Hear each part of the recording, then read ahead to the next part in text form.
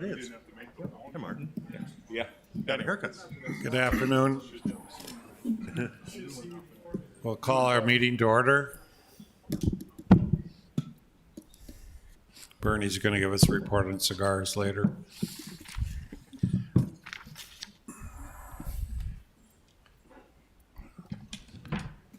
Do we want to do roll call, see if we have a quorum? Dr. Mahoney, Here. Mayor Dardis, Here. Mr. Peterson, Mayor Judd, Mr. Hendrickson, Here. Mr. Pepcorn, Here. Mr. Wayland, Here. Mr. Strand, Here. Mr. Campbell, Mrs. Sherling, I'm here. Mr. Steen, Here. Mr. Olson, Here. Ms. Carlson. Here. A quorum is present. Thank you. To have a motion to approve the minutes from the previous meeting.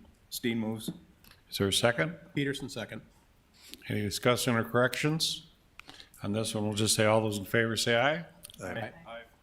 Aye. Do I have a motion to move the order of the agenda? Strand moves. Second? Moved and seconded. Any corrections or additions, Joel, to it? This is it? Okay. All those in favor say aye. Aye. Aye. Aye. Good. We have a consent agenda, financial report and a voucher approval. Do I have a motion to approve? Steen moves. Is there a second? Second. Olson, second. Very good. Any questions of any of the financial report? Any questions on the consent? Roll call vote, please. Dr. Mahoney, Aye. Mayor Dardis, Aye. Mr. Peterson, Yes. Mr. Hendrickson, Yes. Mr. Pepcorn, Aye. Mr. Wayland, Yes. Mr. Strand, Yes. Mrs. Sherling, Yes. Mr. Steen, Yes. Mr. Olson, Yes. Ms. Carlson. Yes. That is everyone. Good. Joel, you're up for Executive Director report. Thank you, Mr. Chair. Just a few items to talk about. We had a pretty active month this last month. We have a new Director of Communications position posted right now, and that advertises through the end of the month. We've been getting a lot of great candidates for that, so we look forward to going through the interview process with the intent of having Director of Communications on board October 1st.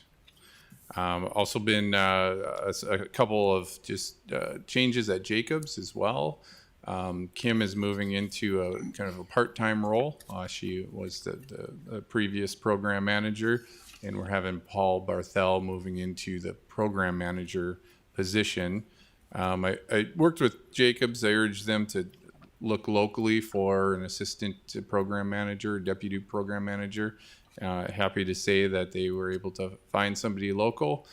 So Miss Piggy Harder has joined the team as the deputy program manager for Jacobs, and Peggy is here if she wants to wave. So that'll be a new face. So we're happy to have her on board. We also had the results of the Fargo audit for the Diversion Authority. And Ide Bailey will be doing a brief report for the board this afternoon, so I won't dig into that too much. I would like to bring up maybe a change in the way we distribute board packets. We had some issues last month just due to the size of the board packets not getting to board members, getting bounced back by email servers. So we're proposing to the board to provide a link that board members can click onto to access the board packets. So we'll make that change for the next month's meeting if there's no objections from the board. Chad Peterson. Yeah, Mr. Mayor, thank you. MetroCog's been doing that for a long time. I served in that when I was first elected, and that is the most handy darn thing, 'cause the public can access it easily too, so it's a great solution. Yeah, and we'll still continue to post to our website as well, so the public can still access the board agendas and the packets that way. But I think it'd be easier to have the board members access it this way. So, well, great. We also have had some activity on the contested case hearing. We'll talk about that more in executive session with a more comprehensive update. We did have a call with the ALJ yesterday that basically set the schedule now moving forward. So we have a little bit more certainty than we did over the last few weeks on when there'll be some resolution to that contested case hearing. And we continue to have one-on-one meetings with the developers, and those are going very well. A lot of great innovation coming out of those meetings. Going back and forth with our engineering team and theirs to kind of vet out some of those concepts and ideas. So very exciting month as far as that's concerned. Yeah, that's about it. I'll take any questions if anybody has any for me. Any questions, Joel? If not, Terry, are you online? Core project update? I'm here, Mr. Mayor. Paul is going to display our monthly update for the Corps for August. He's got Thank it up. you. Yep. Great. So items 1 and 2 for the 2 structures we've got going on, I'll cover those in a little bit. Number 3, the design of the big Red River structure, we remain on schedule. Using the physical model, we're done using that to test, and we've got a final report coming in about October. Again, we remain on schedule for that big design. Reach SC1 number 4, we've got another bit of a delay in design, but we've got contract awards still planned for 3rd quarter next year. Number 5, no change from last month. Number 6, the I-29 raise. The final review is scheduled to start here in a couple of weeks. Still the award of that in 2nd quarter 21. Number 7, drain 27 wetland mitigation. We had an environmental assessment out for review where we took comments and we're evaluating those now to include in our final EA. Number 8, geomorphology surveys. We've got multiple survey crews in the field right now to prepare for our contractor to go out and do the actual assessments for geomorphology. Yeah, the next page, Paul, the bottom, pretty great picture of the event we had out at the inlet on Tuesday. It was another great day out there. Next page. This page. Sorry, I'm getting some feedback. But this is something we handed out at the event on Tuesday to the press and everybody, and it's just a 1-page describing the diversion inlet structure construction, some kind of basics, how we're doing with respect to schedule. We're ahead of schedule out there by about 4%. The scope of the project, what happened the last 30 days, what's going to happen in the next 30 days, which is going to be probably a lot more concrete pouring, and we're going to see the first vertical wall being poured. If you're out there anytime soon, you'll see that it's formed up and you can get an idea of how tall the structure is going to be. Next page, we have a similar one for the wild rice. A bunch of us were able to go out there as well to see that they are driving the first pile, getting the foundation work going out there, driving pipe pile for one of the approach walls. Kind of the same stats for that structure. With that, that ends my report. Are there any questions? No questions. Thank you, Terry. You're welcome. Senator Hoven really liked getting his fingers in the concrete yesterday, so glad we could do that. General Counsel update, John Shockley, WIFIA update. Thank you, Mr. Chair, members of the Diversion Authority Board. Just a brief update today. We continue making progress on closing the WIFIA loan. Our tentative closing date is going to be sometime in late October. As part of that, we are required to get a second rating. Some of you may recall back in earlier this year, we obtained an indicative rating from Moody's. as part of the WIFIA loan closing process, we're required to get a second rating from a national ratings agency. Our team has negotiated down the cost for the rating. Given the size of the loan, $561 million, the rating is generally based upon the size of the loan. It's about $125,000. The board had previously given authority to move forward with that, but given the large size of the fee, I wanted just to provide an update to the board so that if you had any questions before we start saying, yeah, we'll pay the fee, that you're okay with it. We are required to get a second rating, so of the two other national companies, they were the lowest, so. And Very I good. can certainly provide any updates you might have or have any. answer Any questions? Thank you, Don. Thank you. Public outreach? Roger Olson, you're on, I think, and Rocky? Yep, Roger's here. Just a couple updates. We're still waiting for the Clomer from FEMA. We're waiting for the final approval. Expecting that in a couple weeks. So after that, there'd be a mailing out to the landowners from the Diversion Authority and then from both North Dakota and Minnesota entities that are acquiring the land. And those letters will also include a map showing what each individual property owner can expect.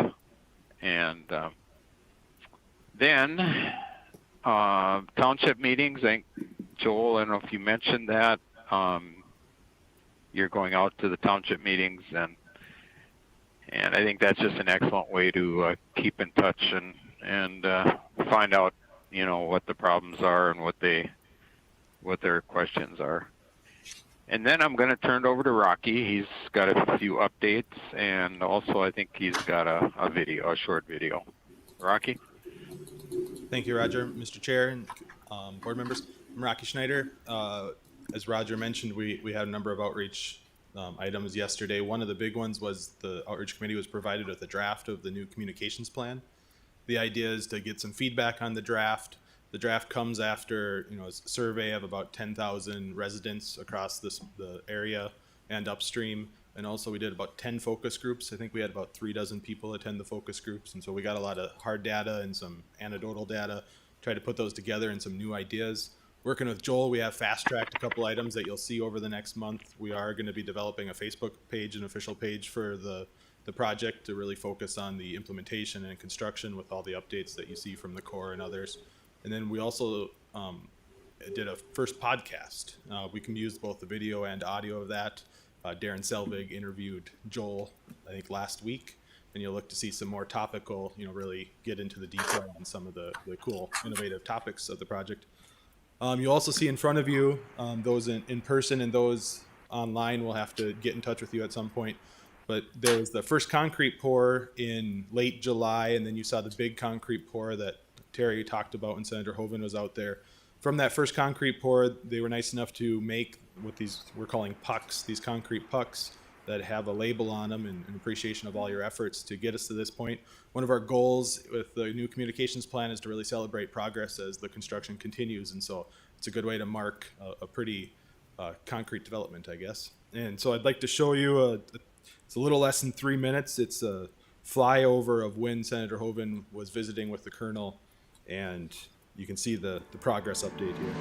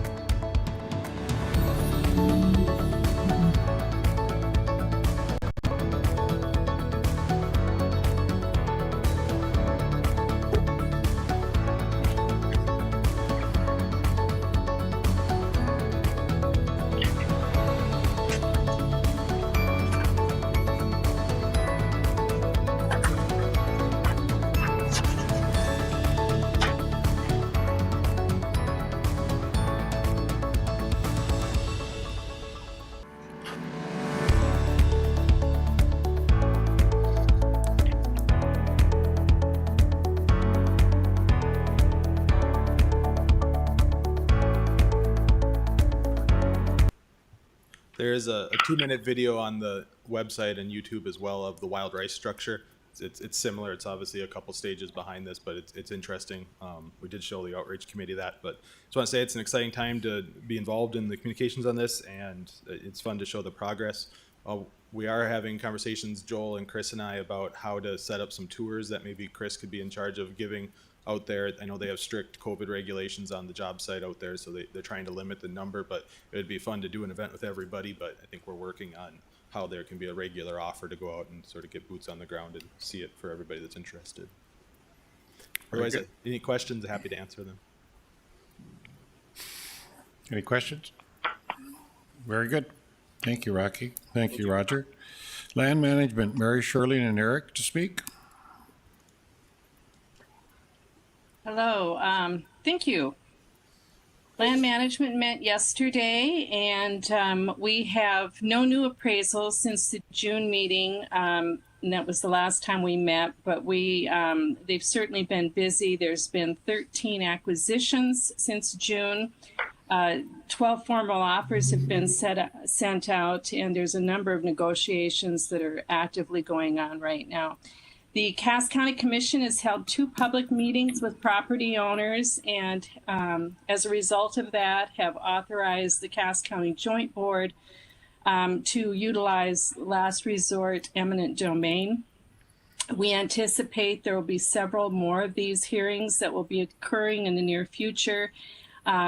Yesterday during our land meeting, we did take another look at that process and make sure that we felt comfortable that we were adhering to everything that we were supposed to be doing, and we feel like our process is a good one. So in addition to that, we have access agreements secured for 366 of the 375 biogeo monitoring that needs to be accomplished. We received the final Phase 1B report from Crown Appraisals for the flowage easement valuations. Very impressive process that they've gone through to achieve what they've done to date. We also have received the final Phase 1 report from Watson Associates on the crop insurance development that we're working on.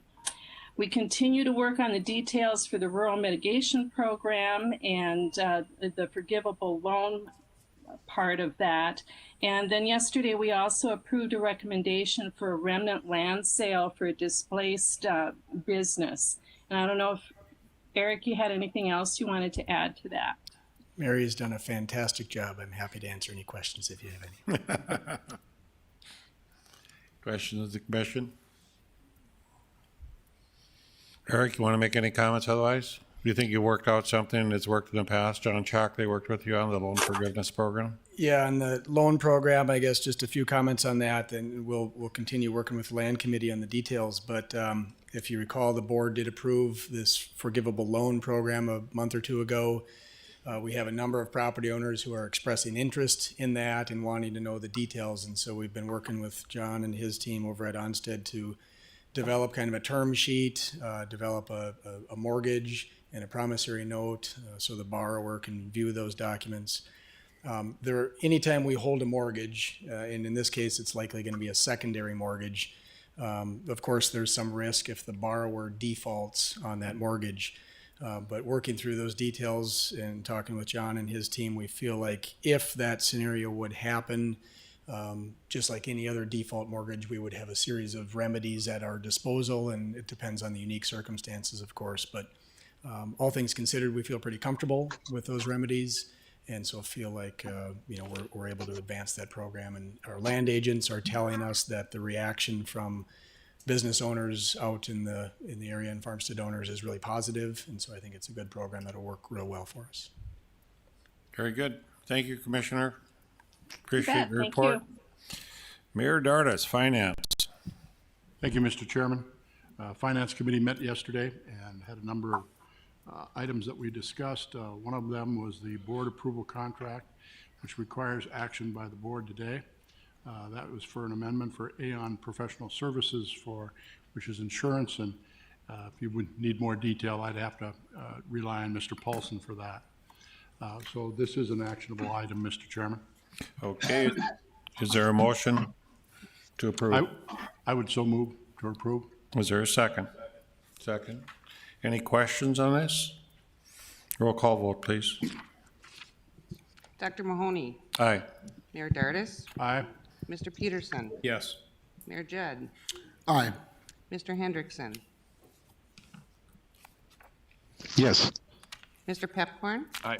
Mr. Wayland. Mr. Wayland?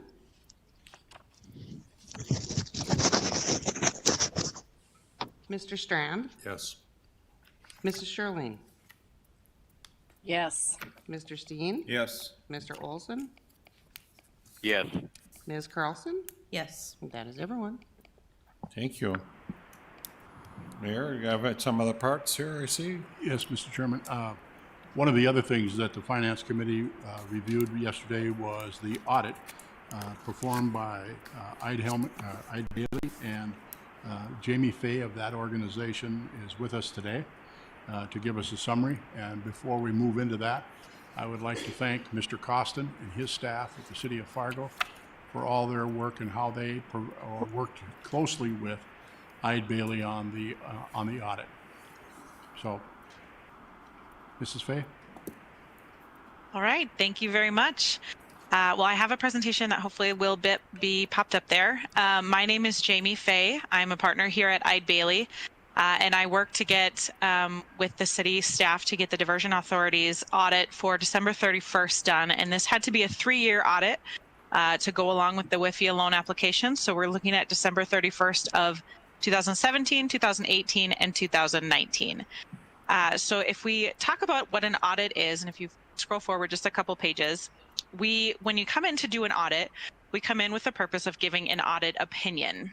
So on the next slide, it talks about the audit opinion. So when we come in, we get the financial information from the entity, in this case, the Diversion Authority. We worked very closely with Kent and his team, and they did a great job of really making this a priority to make sure we got the WIFIA, got it in time for the WIFIA loan application.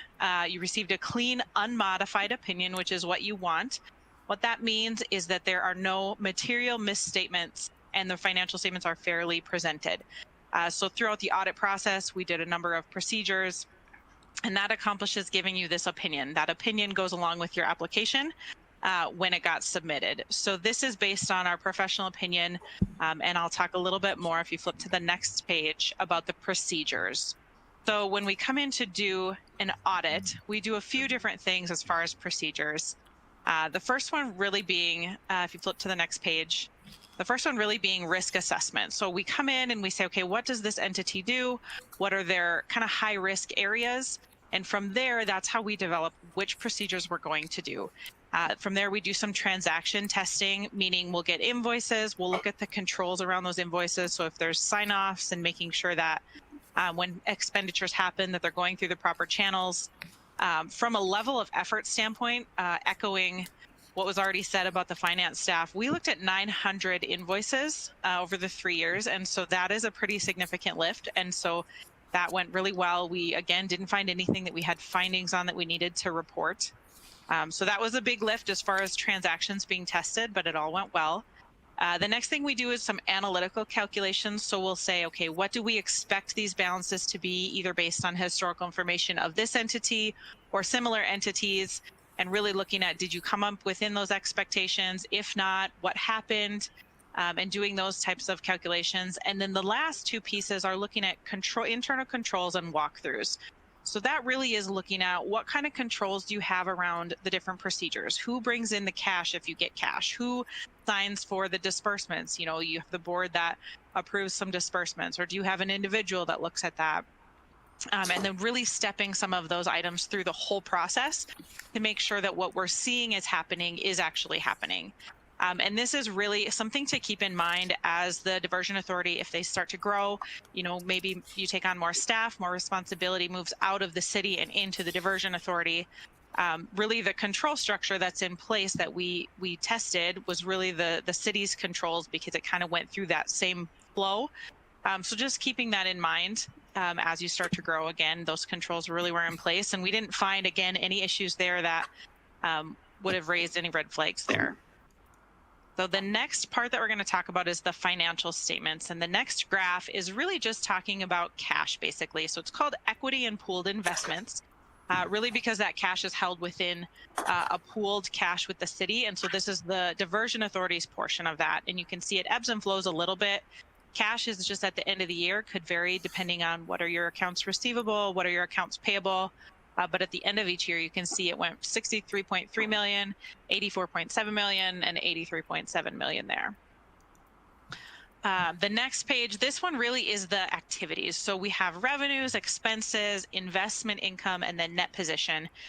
So there's a lot on there, but the one thing I want to kind of draw your attention to is investment income. At the bottom, that one really did go up. 2019 was a great year for a lot of investment pieces, and so you got some additional investment income there. And then the net position, that's that top line. That's kind of what's left at the end of the year. So you can see the revenues, expenses kind of move together for these years. And as you have more years that are under the audit, you'll have more historical information to look at that'll be comparable. But this is really the 3 years that we're under audit. The only other thing I wanted to really point out when it comes to the financial statements, if you take a look at those, it really has to do with the structure of those. And I know that there's a lot of construction going on with the Diversion Authority. And so if you look at that, you'll see no property, plant, and equipment on the Diversion Authority's financial statements. And there's actually no debt because the WIFIA loan hasn't been approved yet. Really, that came down to, we did a lot of research and consulting with the city and their staff there, as well as the Diversion Authority. The property really doesn't stay with the Diversion Authority. It kind of moves out. So that's why you won't see property, plant, and equipment on those financial statements. So I wanted to just bring that up in case anyone had questions on that. And other than that, that is all I had. Does anybody have any questions for me? Any questions by the commission? No, that was very thorough. Thank you very much. Yes, thank you. Joel, you comment on this or? Next item, Mr. Chair. Okay. Thank you, Ms. Fay. The next item is the North Dakota State Water Commission cost share application. That attachment is at 5.0, and Mr. Paulson will share with us. Thank you, Mayor Dardis. So I just wanted to make the board aware of some conversations that we've been having with the State Water Commission and the Office of the State Engineer in North Dakota. This comes from a request letter that we received from the Office of the State Engineer in July. They indicated that the revenues in the Resources Trust Fund were projected to be much lower than what revenues were prior to COVID-19 and the drop in oil prices. And as this board knows, the state dollars that come into the diversion program come from the Resources Trust Fund. So there's some concern that the revenue wasn't coming in to meet their obligations for dollars that were appropriated in the 2019 session. And they asked us if we weren't going to use it, if we could defer it until the next, into a later legislative session. So we looked at what our activities were going to be over the course of the next 2 years, and we identified approximately $254 million in expenditures. And when we compared that to our 50% cost share with the state and the projected revenues coming in through sales tax, we were able to identify about $22.5 million that we could defer into a later session and not draw upon that from the state at this time. And as this board also knows, as we move towards closing on the WIFIA loan, it's going to provide us an immense amount of flexibility as far as how we work with the state and how we deal with our expenditures. And so I think that's a fortunate thing for us, is that we can be this flexible. Ultimately, I think if we didn't defer the dollars, they wouldn't be there anyways. And so we need to find a way to work together with the state to meet their obligations the best that they can and continue to keep our program on track. So we have responded to the state in the form of a cost share agreement for our 2019 funds, requesting $44 million in joining in the remaining 2017 funds that we have under that new cost share agreement. That's also going to give us some flexibility to be able to request past reimbursements. And so we'll be able to free up some of the cash that we have at the state and put that into our coffers. So any questions related to that? Any questions? Very good, Joe. Thank you. Mayor Dardis? Mr. Chairman, that concludes the finance report. Thank you Mr. very Chair, much. Mr. Chair, Mr. Dardis, probably should take formal action on approval of the audit. The Finance Committee did not do that. They forwarded it to the board to do that. Are you making the I will motion? move to approve the audit report. Is there a second? Peterson, second. Any discussion? Good work by the finance department, the county, and the city. They did great work on that, Kent. Really appreciate it. Roll call vote, please. Dr. Mahoney, Aye. Mayor Dardis, Aye. Mr. Peterson, Yes. Mayor Judd, Aye. Mr. Hendrickson, Yes. Mr. Pepcorn, Aye. Mr. Whalen, Yes. Mr. Strand, Yes. Mrs. Sherling, Yes. Mr. Steen, Yes. Mr. Olson, Yes. Ms. Carlson. Yes. That is everyone. Commissioner Pipcorn, are you ready for the next motion? I am, but I think the last time Commissioner Peterson corrected that I could just make the motion and not have to read the whole dang thing. So I think I think he's a lot smarter than I am, which is not a surprise. So I'll make a motion that we go into, I'll make the proposed motion. Is there a second? Peterson, second. It's been seconded. We're going to be going into executive session. Roll call vote, please. Dr. Mahoney, Aye. Mayor Dardis, Mr. Peterson, Yes. Mayor Judd, Aye. Mr. Hendrickson, Yes. Mr. Pepcorn, Aye. Mr. Whalen, Yes. Mr. Strand, Yes. Mrs. Sherling, Yes. Mr. Steen, Yes. Mr. Olson, Yes. Ms. Carlson. Yes. That is everyone. Very good. We're going to go up to the River Room and executive session. Just want to forewarn the committee members, we did have somebody in the office with COVID, so would like you all wear a mask when we go into that area, please. Thank you.